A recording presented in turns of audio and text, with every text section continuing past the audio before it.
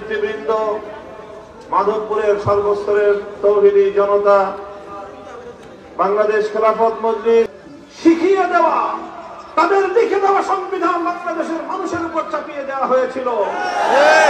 আর সেভাবেই 1971-এর মুক্তিযুদ্ধের সফলতাকে ছিনতাই করা হয়েছিল।